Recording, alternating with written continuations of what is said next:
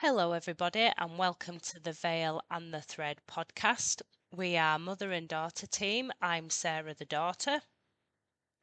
And I'm Elizabeth, the mother.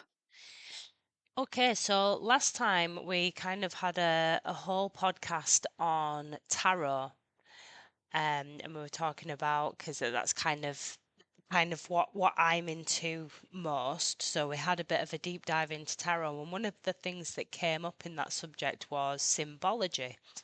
And symbology plays a massive part in the world of tarot. But I know that it's something that you're particularly interested in, um, along the spiritual and mediumship route.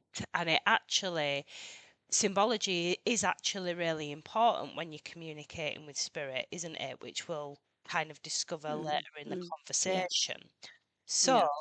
if you want to start us off, because you're going to talk about the symbology a lot today, if you want to start us off with um kind of the origins of symbology, because from what I believe and from our conversations in the past, and I mean, but I'm sure the majority of people have seen the documentaries where they're showing like the cave cave carvings and obviously Mm, mm. hieroglyphs and stuff like that. So symbols have obviously played a massive role in our history. So do you want to start us off with a little bit of a succinct history of it? Yeah, yeah. Well, for me, symbology is the natural communication tool of humans, all humans. And if you go right back as far as we're able to, the evidence points very clearly to humanity being very, very independent on symbols, natural symbols, Mm, symbols of nature, like the sun and the moon and the stars, hmm. the animals around them, the changing of the seasons, and how it affected cloud form.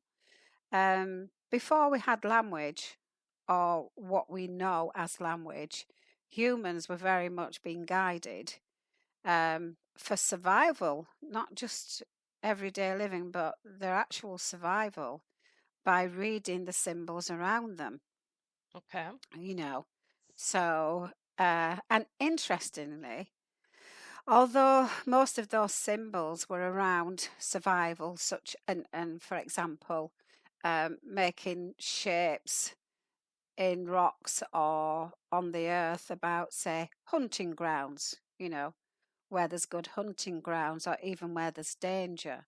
Mm, Um, Much more than that, archaeologists and historians are baffled as to how, on a global level, there are some symbols that are more about spirituality mm. that can't easily be explained as to why they're found on a global level, even where there's been no obvious mixing of species, human Okay. species. So, which suggests that even early man was not just responding to life saving symbols, but also responding to something higher, something on a more spiritual, otherworldly basis. So can you give an example of what you mean? Because like I guess if you imagine symbols of like telling people where hunting grounds are or what kind of Hmm. animals can be found at hunting grounds, that makes sense as to why they Yeah, would do yeah. that. But what do you mean by the spiritual stuff? What kind of stuff would they be writing for Well, that? there's things like, for example, circles with, say, a dot within the circle, Mhm. or like a mandala kind of shape, Okay. or even like geometric patterns. Okay. And hi, nobody knows what this meant to early humans, Mm. Yeah, so so they were communicating something that it wasn't obvious. It wasn't something about day-to-day survival. It was about something deeper something than that. else. I think so. That's I interesting as think well, so. because I mean, you might have more about that early use of symbols to talk about, but this reminds me of, like they're called I'm sure I've heard a different word for them, but the logographic languages. So when you look at like the Japanese language or Mandarin, or I know there's other languages as well where they kind of use symbols, and those symbols they're not translatable to the English language, because you're not just translating words, you're trying to translate a concept, or Yeah. you know what I mean? So that's Yeah. yeah. Yeah. So exactly. So, I think from as far back as we have existed, I think there's been an inner knowledge of something greater Mm, than just what happens on a day to day survival level. And then that, obviously, as we become more settled and start to build communities, then that spirituality comes through more and more. mm, So you start to see more elaborate symbols, I suppose, about day to day life and spiritual life. You're no longer like drawing 10, 10 cows mm, and three hens, yeah. pictures of them.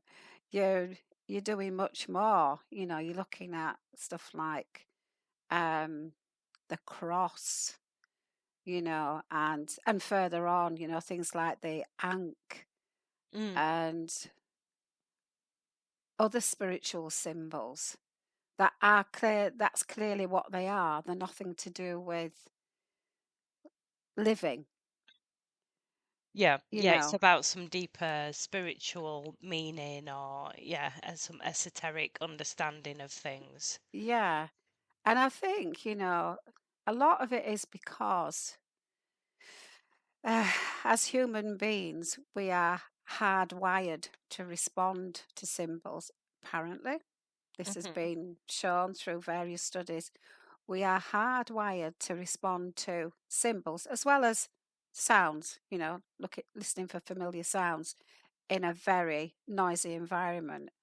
But yeah, so it's natural for us to communicate initially through a symbolic language, along with probably telepathy. Yeah, well, I guess, I mean, before we get to the more spiritual side of the use of symbols, I guess when you look at our modern day society, we are um in a way going back to that use of symbols, right? With emojis and memes and gifs and stuff like that. So I know there's a lot of times when um I'll message somebody back, and one emoji will kind of take the place of three, four, five words. Yeah, um and so we're yeah. kind of getting back to that a little Well, bit.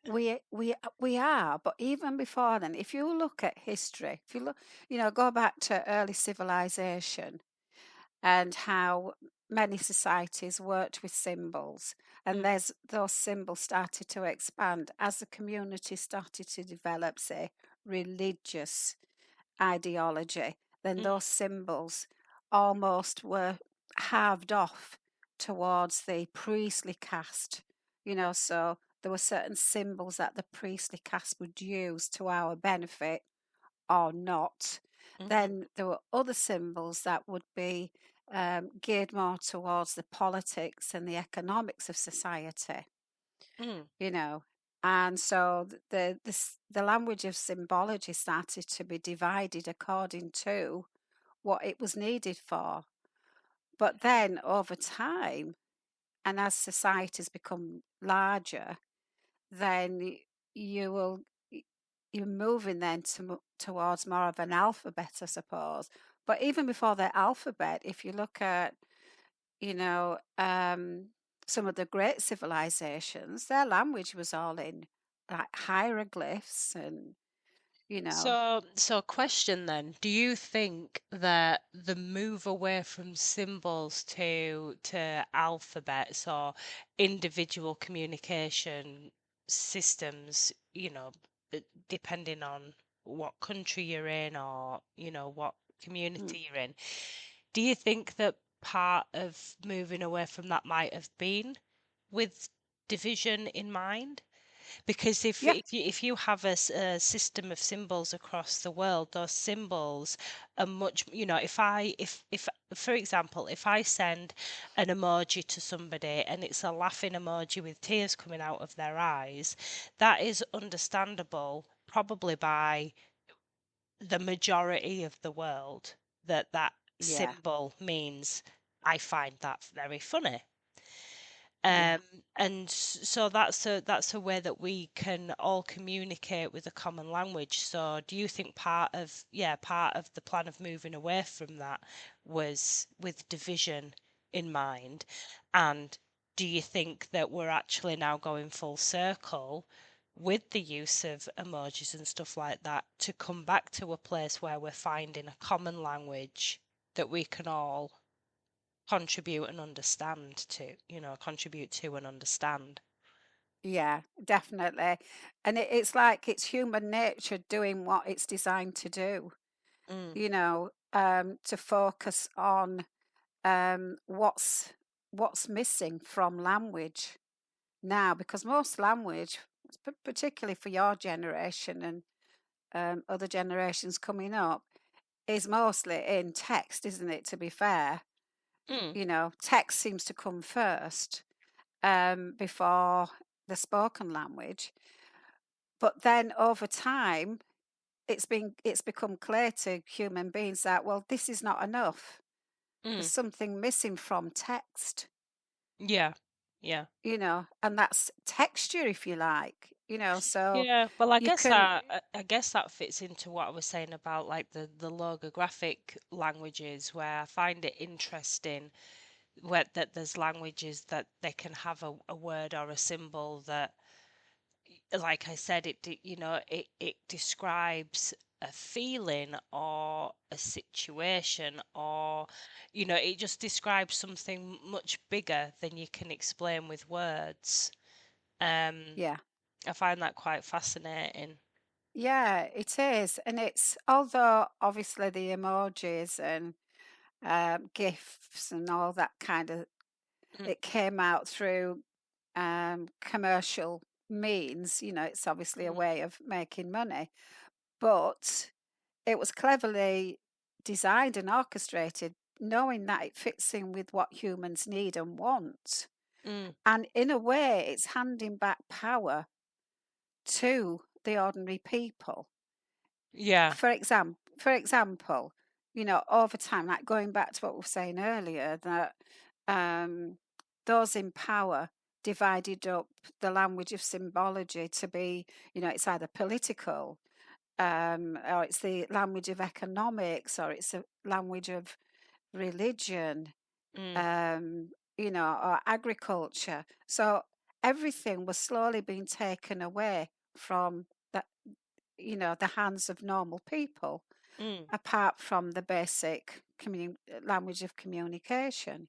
Yeah. And and yet those symbols have had greater control over how we've lived life throughout history.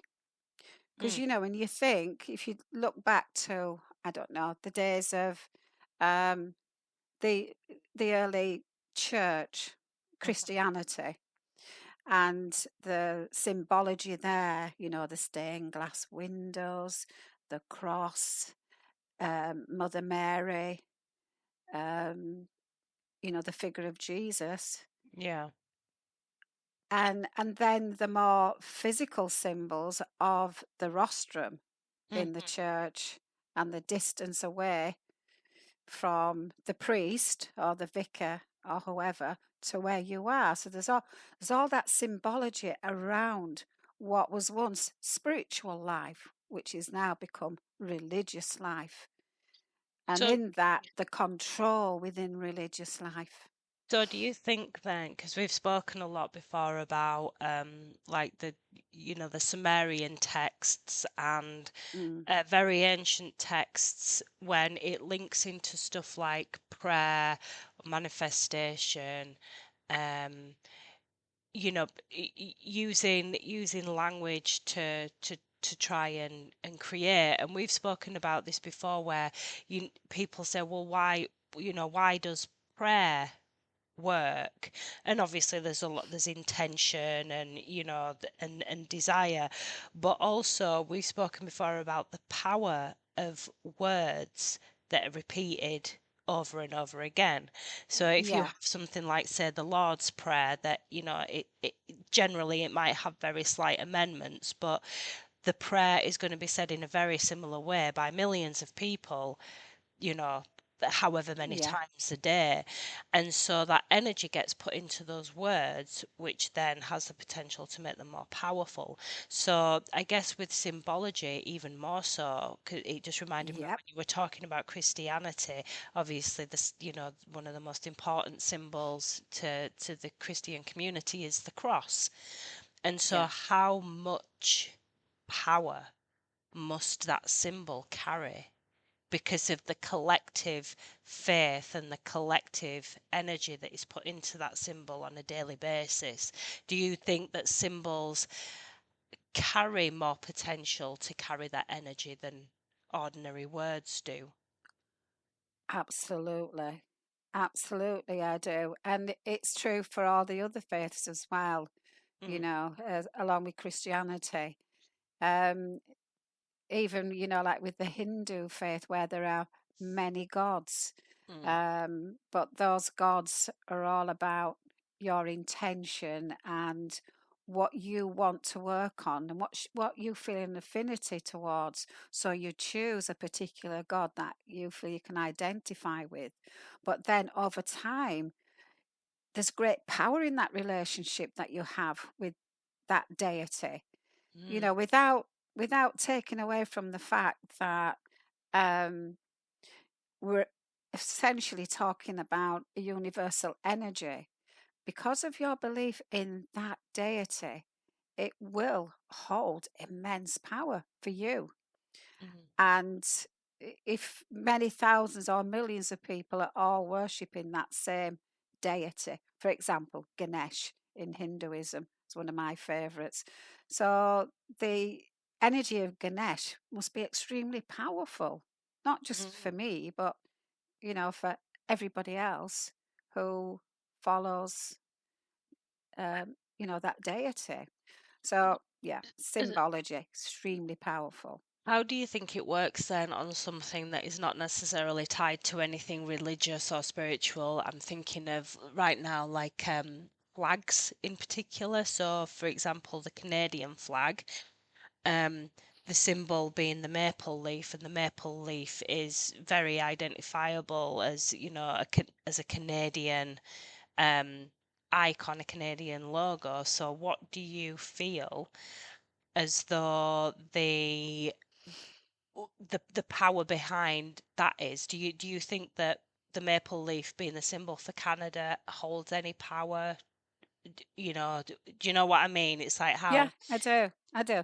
And it goes way back. I mean, when you think planet Earth is a warring planet, isn't it? It's probably spent more time warring than it, it has been peaceful Mm, since humanity's been on it anyway. And so when you think of wars, particularly during the Middle Ages, where you'd have knights that were covered from head to foot with armor, in order to know who you need to kill mm, or disarm, they have to have a coat of arms. They have to have a way of identifying mm, who they are, which side you're fighting for. And in such tense, emotionally charged environments, those symbols mm. they mean everything. They mean the difference between life and death. Well, yeah, it becomes So part of your identity, right? it absolutely does. It becomes part of your culture. It becomes part of everything to do with life. Mm, And so those powerful symbols, All right, we're no longer in the Middle Ages, but because um, the people that manage to control this huge herd that is the human race know how we function. They know that the power of those symbols continues from, it has done from the beginning of time, and it's just as strong now. Mm, So bring it right up to modern day. Look at the symbology all around us, mm. you know. Well, yeah, I mean, you can like brand identification, the logos. You can see a logo for a company and it immediately, who the company is, what they do, what your feelings or opinions are of that company. All you have to do is see that one symbol and it can evoke a whole range of emotions or thoughts. Oh, yeah, yeah, absolutely. I'll give you an example. I Many years ago, I went to Morocco on holiday, and everything was different to anything I'd experienced, Mm, you know.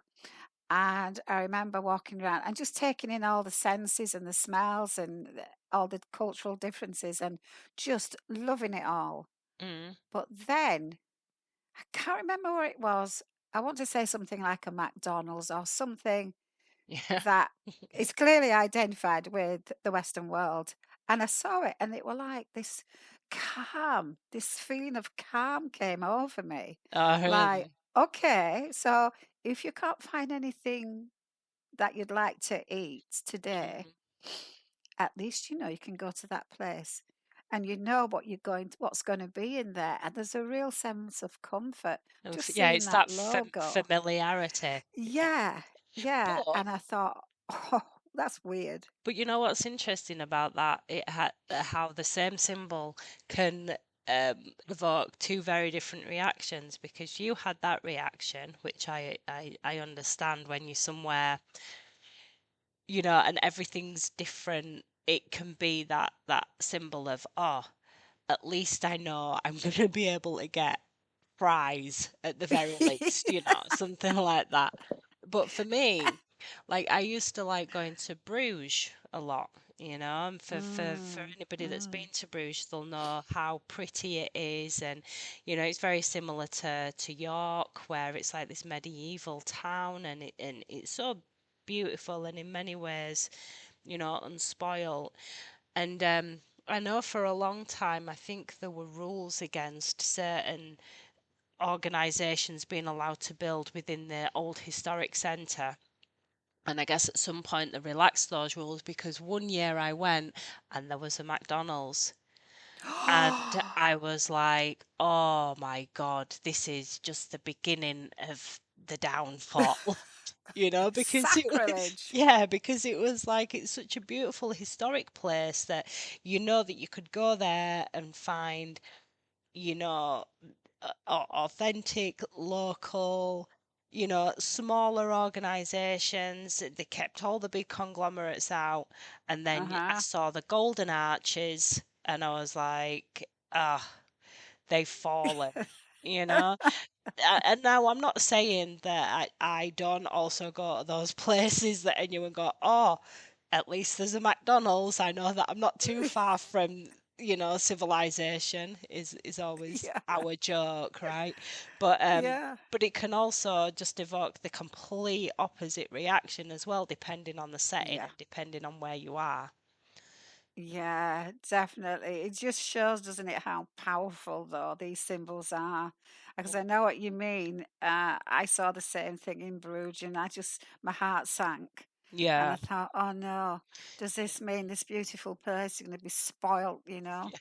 um, over time? And yeah, yeah, Yeah, that's it's it. weird. But That's the, but but exactly then it. but then on another day, it's your savior. I have told you Yeah. the story about a friend of mine many years ago who'd gone to Asia. Kind of gone on a gap year to Asia, and extremely fussy eater. And his saving grace was that there was a McDonald's there, and they sold plain boiled rice. I think it was like McRice or something like that. And that that was his cuisine the following however long he was there. Because obviously, he was somewhere where it was very authentically Asian, and he's such a fussy eater. He was like, he lost so much weight. In the first few weeks of being there, but then he came across the McDonald's. So, Oh, that's funny, funny. yeah. But it's not just about your working life as well. It's like when we go to sleep and we dream in images that have symbolic meanings, So wherever we are, awake or asleep, symbols play a significant part in how our brain communicates with us. Well, that kind of nicely, takes us into the next section, which is the use of symbols in mediumship and in the spirit world. And this is, one of those things that we've discussed many, many times about why spirit use symbols and stuff like that, which we'll get onto in a second. But how yeah, talk to us a little bit about symbols and symbology for the spirit world and how you use it in your work and how you understand it to be, from a mediumship perspective. Yeah. Well, I know in the last podcast, I think we ended up with you saying, it's really frustrating. Like, why can't spirit just talk to us? You know? Yeah, yeah, and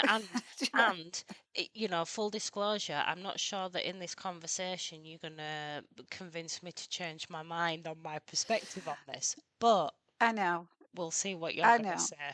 Yeah, I know it's hard, but like, well, I think I said to you though the last time, can you imagine trying to speak if you don't have a voice box? Mm, You don't have a physical body with the muscular structure yeah. around a voice box. So, but I'm not saying that precludes them from talking to you because some mediums do hear Well, spirit. yeah, and I guess that, my first question on this is because I've heard this argument a few times, and it, yeah, I get the whole thing that they don't have, a physical voice box, etc., etc. But, when we're communicating with spirit, I mean, really, how many people would hear an audible voice from spirit anyway?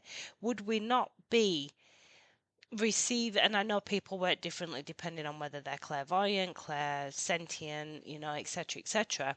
But I think there's very few people out there that actually physically hear an audible voice when communicating with spirit. It's usually telepathy or Yeah. the thoughts of conversation that come into our head. So spirit are not that's not impossible for spirit to do, to communicate with us telepathically or through thought form. So my argument always is well, why can't they just have a normal conversation with me telepathically or you know whatever? Well, we can't have a normal conversation with anybody telepathically, never mind with spirit. I mean, for maybe that suggests the problem isn't on their end, it's on our end because we lost. Well, I won't say lost. We stopped using our telepathic skills when we developed language, spoken language. Yeah, So who's to but blame there? but people that communicate with spirit are using those skills. It might not be telepathy, it might be clairsentient, but Yeah. if you're communicating with spirit, you're using some form of communication. And that's where sure, if everybody still communicated with symbols every single day and then we were communicating with spirit in symbols, that would make sense because that's our natural form of communication. But if we're communicating with spirit and we have a certain level of ability, whether that's telepathy or clairsentient or whatever, why can't spirit meet us at that same point? They do their best. They But do their best. their I best is not good enough. Oh, is it? Oh, oh, look, the problem is invariably on our end because our telepathic skills are our skills of being, clairsentient, or whatever, are still primitive by comparison to what they were thousands of years ago. Then our day-to-day mind, if you like, causes disturbance. It causes disturbance on the frequency. Yeah, go And on. that's down to us, not them. They have no problem communicating telepathically or energetically. Let's say energetically with us. We're the ones with that problem. Plus, let me put something else to you. When you're communicating with the spirit world, on what level are we communicating?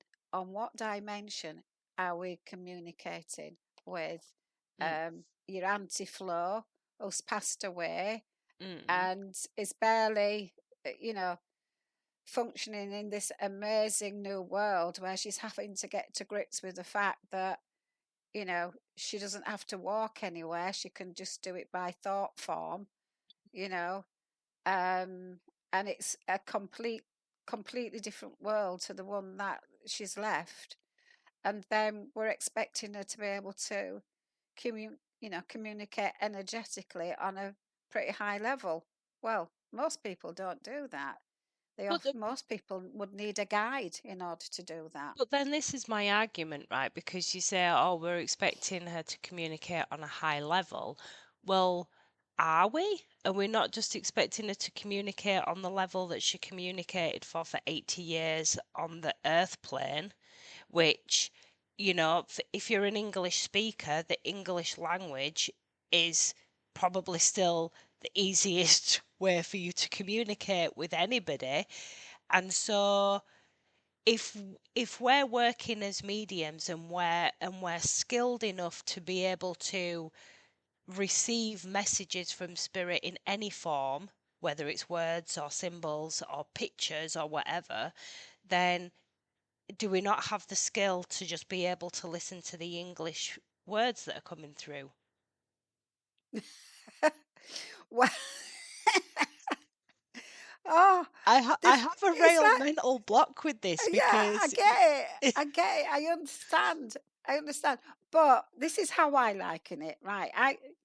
I see it this way. Suddenly, we all stop being able to use our voice boxes Mm, overnight. We don't have a usable voice box. And now I know what I want to say to you, and it's all in English. It's a language we speak. mm, And you want to say something to me. I have no other means of saying it other than mind to mind. Where yeah. do I start? Well, you start with the English language because that's both of our native language. So if you're going to communicate with me with your mind, it doesn't matter whether it's English words or pictures. You still have to be able to send out a message and I have to be able to receive it. And so I just get confused with how is it easier for spirit to send that through, because this also leads on to another thing, right? Because if they communicate to me with English words, um the tonation can change, or the Hmm. however you say the words can differ, but essentially the message is gonna be the same. If they send symbols, like, there's so much interpretation around what those symbols could be. If they send me the picture of a candle, is it, is the meaning of that candle then what it represents to me, or is it what it represented to the person that I'm communicating with? And so there's a much wider area of interpretation when they communicate in that Yeah, way. there is. There is. But I would say that, okay, along with telepathy, and Mhm. forgetting about an even more crucial energy, and that is the energy of emotion. Mm. Mhm. And so that is much easier for us to access, I would say, because it's something we do on an earthly level with each other. You know, you walk into a room, you immediately know there's some emotionally charged energy. You Yeah. talk to someone, and no matter what their words tell you, their emotions that Oh, you're yeah, reading, yeah. you know, either from the Well, facial expressions or the aura, are telling you something else. And so, spirit, this is why spirit use the energy of emotion as well. well, we spoke about that on the when we, the podcast where we were talking about empaths and the empathic Mm, energy, because ordinarily in a development circle or something like that, you'll find that it's the empaths that when they get a message through, they'll immediately start with, "Oh, I feel this." Or, yeah, they're making me feel this. And so I think that is an energy that's easier for empaths to read than yeah, than others, you know. yeah, absolutely. So there, so you that's really the essence of it. You're talking about different levels of how mediums communicate. So for empaths like Mm, us, it would be spirit would choose people like us if they've got a very strong emotional energy mm, and they want to get that across. They would instinctively know these people are very tuned into the emotional energy. Whereas someone who's maybe more of a mental medium, it might be mm. that, telepathy is more of um, a means of communicating with them. Okay, then. And So, then, because and and then for people who don't really do either, like somebody said to me last week at our open circle, I only really get symbols, mm, you know. And when I thought about the personality, I thought, yeah, I totally get that yeah. because that's their strong point, their strength. Okay, then. So when I, I, I think we're still in very different camps of thought, I think so. I think I'm not sure what it's going to take for me to accept that, you know, fully formed sentences are not acceptable for spirit to use. I don't know what it's it's going to not. take. I It's don't not know. that they're not acceptable. It's blooming difficult. I It's don't know what blooming it's going to difficult. take for me to accept that they can't just do this. But how do you? So when you personally get messages for people, are you getting words or are you getting symbols or are you getting a mixture of the two? How does it There work for you? you see, because I'm clairsentient, I sense, because I'm an empath, I Yeah. feel. So most of what I get, when I first started developing, Hmm. my teacher wanted us to focus very much on symbols Yeah. as a starting point, beginners class, symbols. Hmm. And over time, a lot of people found that they were very good just using symbols. They were able to then build on those symbols Mm. to give greater meaning. A bit like you do with your tarot. You work with tarot in very different ways, don't you? Mm. But for me, I don't get words. Just like when I'm dreaming, I don't remember people particularly talking to me in a dream. It's like a knowing or an emotional Mm. language or a language of senses.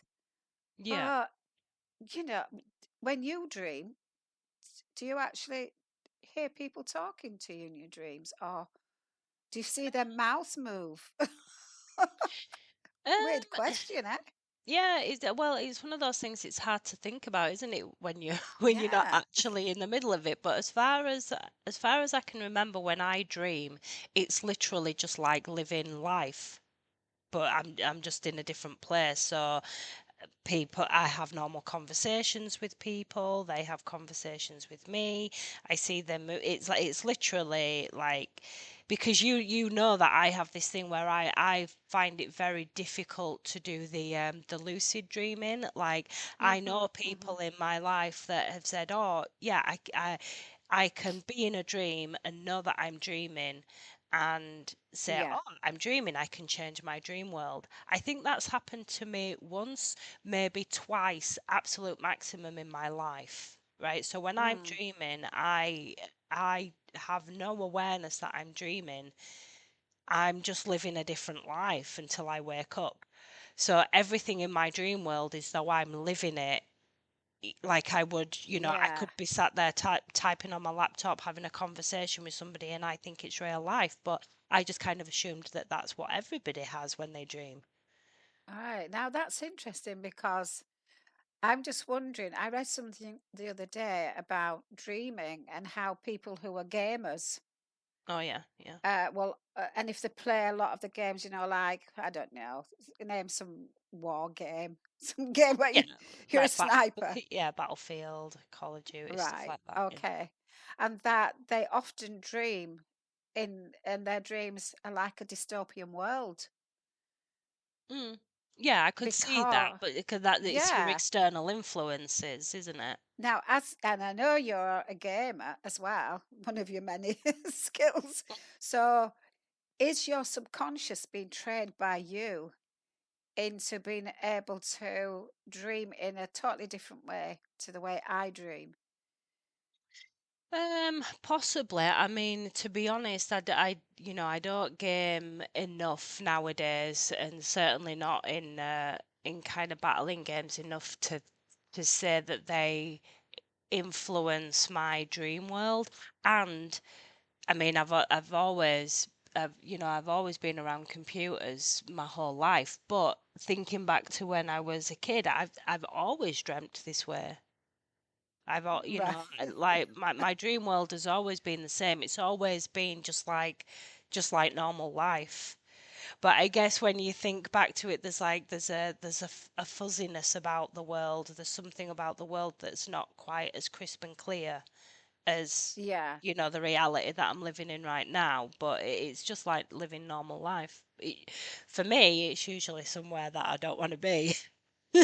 Some You know, dystopian no, place. it's Yeah. not even dystopian. It's just boring, you know? Like a Like, work environment. no, just like normal life, but just boring. Oh, Nothing exciting happens, or I'm having conversations with people that don't really interest me. It's been yeah. a lifelong challenge of mine to try and manifest a dream world that's exciting and full of all the things that I don't have in my waking life, but I haven't managed to get there yet.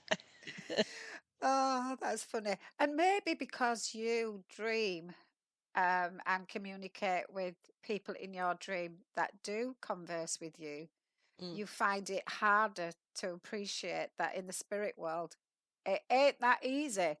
It's Well, not yeah. like being in one of your dreams. Exactly, yeah. 'Cause I mean, like I said, I kind of just assumed that that's how everybody dreams. But yeah, but my dream world is full of normal, everyday conversations. So to me, I guess I'm thinking, well, those conversations are happening in my fourth dimensional dream world. So why can't they happen just as easily when I'm when I'm communicating with spirit? Yeah, yeah. I think I have more sympathy for your point of view now that you've said that. Mm, But I still kind of think who's in the spirit world and how advanced do they become in the spirit world? mm, We can't expect them to go over there and suddenly become fluent in telepathy and mm. uh, emotional speak and everything else. There are people that are on that level, and that's what guides are for, I suppose, like a translator, Well, yeah, you but know. you're saying that, but then even with guides, you probably say that you don't speak with your guides with normal telepathic communication. That's probably symbols as well, right? Well, I would say it's more of an Yeah. emotional language that because I've learned language, I'm able to interpret, like, learning to speak Spanish Mm, if you're an English speaker. So I look at the emotion, and the emotion tells me, oh, in words, this is what my emotion is feeling and mhm, telling you, mm. so I think it's like that. Well, okay then. So let's pull it back to using symbols with spirit. So how do you, so going back to what I was saying about, who who does the meaning of that symbol sit with? Does it sit with you or does it sit with spirit? So I'm assuming there has to be some form of communication between you and your guides or whoever it is you're communicating with to say, look, when you want to communicate this to me, then show me this symbol. Or when you show me this symbol, I need to know what it means. So, do you have some kind of communication to clarify what those symbols mean? I'm too lazy for that. I'm absolutely lazy. But I do know mediums that do develop, they have a list of symbols, Okay. that if spirits show them this is what it means. But I know a lot of mediums as well don't use those obvious symbols. Mm, They'll use a different kind of symbol, like for example, one medium says if she's with someone and her father comes through to her, then she knows that that message isn't for her from her father, but spirit is showing her her father because the person she's communicating a message to, somebody they knew and loved, probably was very much like the medium's father, maybe mm. passed to spirit from the same condition. Yeah, yeah. Do you see what I mean? Yeah, I've heard a lot of So, mediums say that they'll have that spirit will show them somebody in their life that, like yeah. you say, either maybe they share the same name or the same personality or the same set of circumstances. So then what are you saying? Does symbols come into messages for you at all then, or do you see symbols but you could see the same symbol four times in a row, but it mean different things depending on who you're communicating with? Yeah, the symbols I see would be more like say my father coming through. When I'm talking to somebody, I might connect with them for something totally different, and then I might suddenly sense an image of my father, Mm, and symbolically, then that's telling me that person's father was very much like my father. mm. A So really so beautiful soul. you don't see symbols like you wouldn't see like a lamp, Not and you not go, oh well, anymore. I know that when I see a lamp, it means this, that, and the other. Yeah, they still come in. They still come in, but that was more in my early days Mm, when I was taught to work on symbols just to stop me from overthinking, being over fearful, over analytical. Just what symbol are you picking up with that person? And then over time, you could expand on that symbol for that person as you started to grow in confidence mm. and were able to put meat on the bones. But So right at the beginning, just a simple symbol really should mean something to that person of itself. So do you think that for people starting on this path with mediumship work, do you think symbols is kind of one of the starting points? Do you think that's where people need to be focusing their attention in the beginning? Well, it it depends because we know, don't we, that there are mediums that have been mediums from childhood, so Mm, they've grown up and learned their own ways of dealing with that. You mm, know, that communication. But I think for a beginner's class, you often get people that come along and they're saying, "Oh, I feel quite overwhelmed because I keep seeing things, I keep getting these images in my head. I don't know what it means, or I might get a name, and it's all very confusing, and I don't know what to do. Then I think sometimes grounding them, Mm, you know, by this, what is essentially, like I said at the beginning, this is our language. mm, It's our language here and now in life, and it's our language in death, because this is what we're programmed to respond to. So if you can ground somebody, bring it down to the very basics. mm-hmm. And like learning a language, isn't it? Start with the basics and then build it up from there. And that seems to help a lot of people. Mm.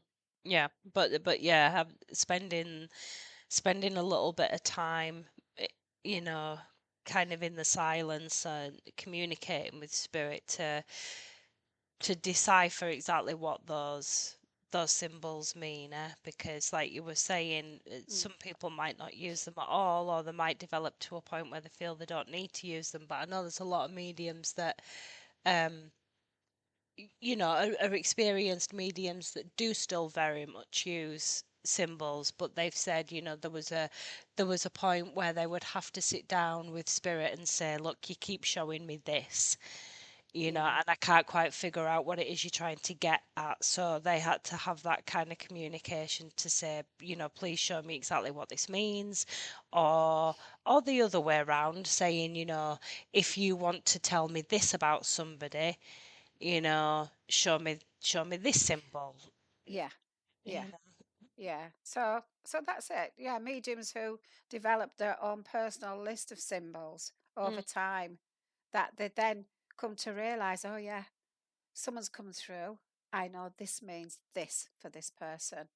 And yeah. so again, it's a good way of connecting when Mm, perhaps the alternative might become more complex, simply because the person who's coming through, if they're extremely emotional, and what are we told when you lose somebody to the spirit world, it's often difficult to communicate with them, mm, um, uh, because we interfere with that connection because of our emotions. yeah. Yeah. Well, So yeah. same for them, same for them. They may be very, very emotional. It's first time they've come through. And so the medium's trying to help them. Their guide on the other side is trying to help them. And sometimes the easiest thing may be show this symbol. Mm, well, yeah. I know, Well, I haven't convinced you.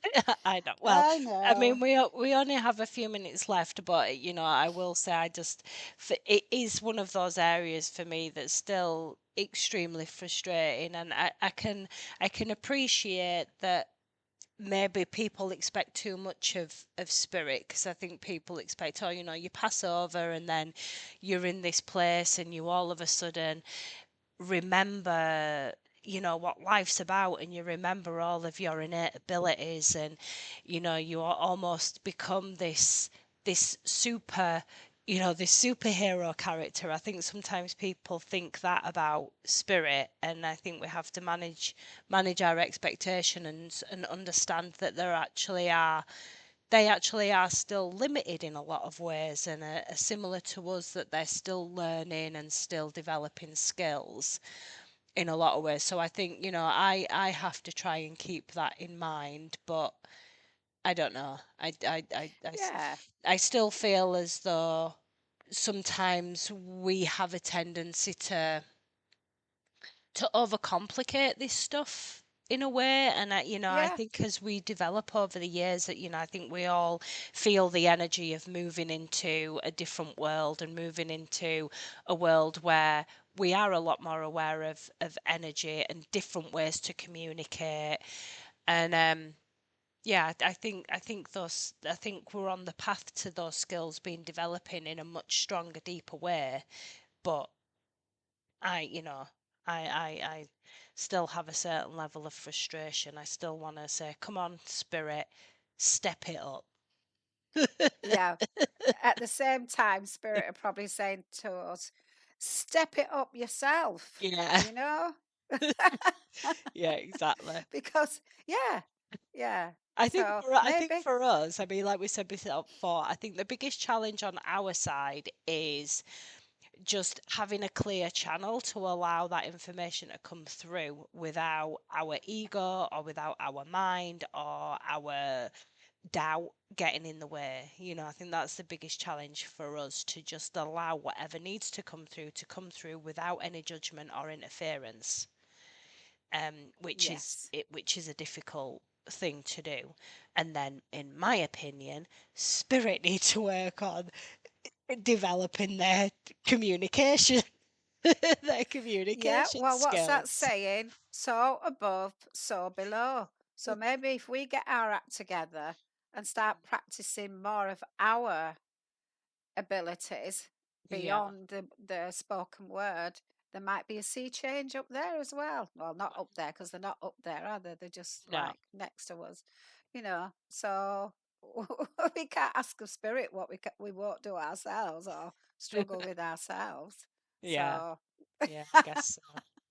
I guess yeah, so. yeah.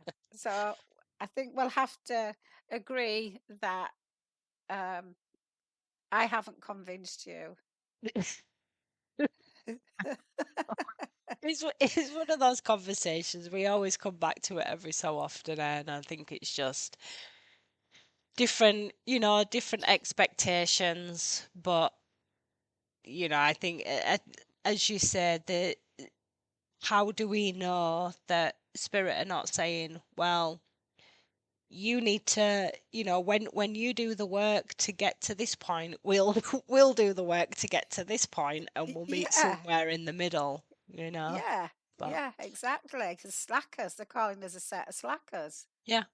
But I guess until then, the symbology, I think, is important. And as I was saying at the beginning, it's becoming much more used within our day-to-day life now. And um, I think if you look at stuff now that is globally recognized, if somebody sends an image of an aubergine, or as they would say in North America, an eggplant, um, the majority of young people know what that symbol means in a text message. Now, I don't expect you to, Not a clue.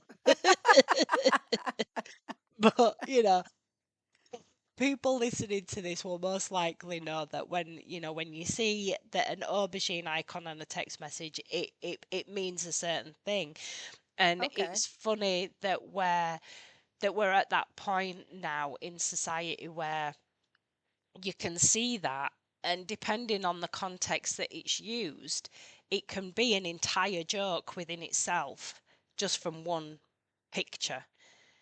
Yeah, And so that, I think that's what we're kind of moving towards, isn't yeah, it? going definitely. Yeah, going back to these ancient symbols. And for me, I never really connected the dots with thinking, oh wow, this is a way for the world to kind of break down those communication barriers and get back to, I don't really know so much about the Tower of Babel, but I know that there's the